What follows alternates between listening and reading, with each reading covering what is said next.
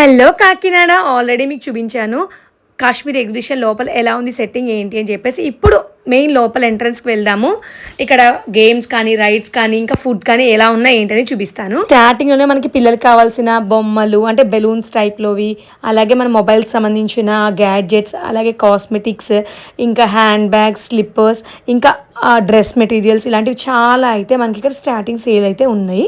అవన్నీ దాటుకుని ముందుకెళ్తే కనుక మనకి బెడ్షీట్స్, ఇంకా అలాగే మన ఫుడ్కి సంబంధించినవి అండ్ అలాగే పిల్లలకి సంబంధించిన స్టేషనరీ, ఇంకా ఆడవాళ్ళకి కావాల్సిన గొలుసులు అవన్నీ కూడా ఇక్కడ దొరుకుతాయి. ఇంకొంచెం ముందుకు వెళ్తే ఇక్కడ అంతా కూడా గేమ్ జోన్ అనమాట.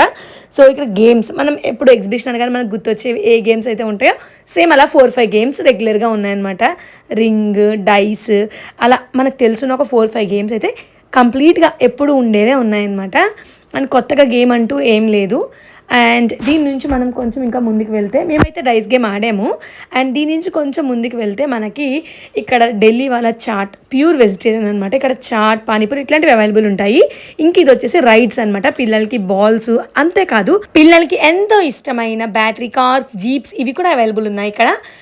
సో ఎగ్జిబిషన్ అనగానే గుర్తొచ్చేది ఫస్ట్ జైంట్ వీల్ అనమాట. ఆ జైంట్ వీల్ కూడా ఇక్కడ ఉంది.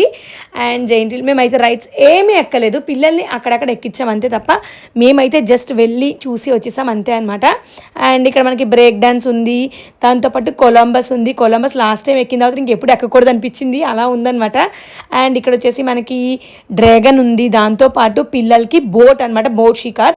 అంటే జస్ట్ ఏం లేదు, ఈ వాటర్లో వీళ్ళకి ఇలా బోట్ ఇచ్చేస్తే వాళ్ళు జస్ట్ అలా సైక్లింగ్ తొక్కుంటూ ఉంటారు, చేతులు నొప్పులు చేస్తాయి. ఇంకా ట్రాంపోలైన్ ఉంది, అలాగే ఇంకా కిడ్స్కి సంబంధించినవి చాలా అయితే ఒక 3-4 పైనే ఉన్నాయి.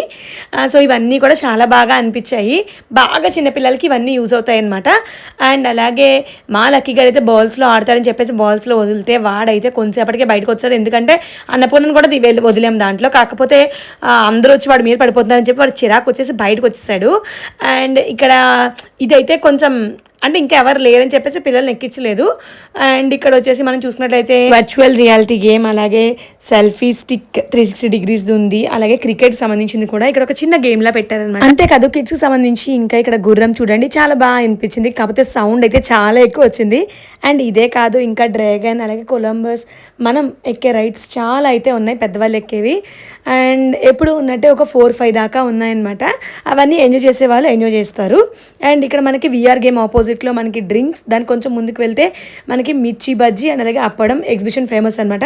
అండ్ ఐస్ క్రీమ్స్ అవి పక్కన అవైలబుల్ ఉన్నాయన్నమాట. ఇంతే ఈ ఎగ్జిబిషన్ వ్లాగ్ మీకు ఎలా అనిపించిందో నాకైతే కామెంట్లో తెలియచేయండి.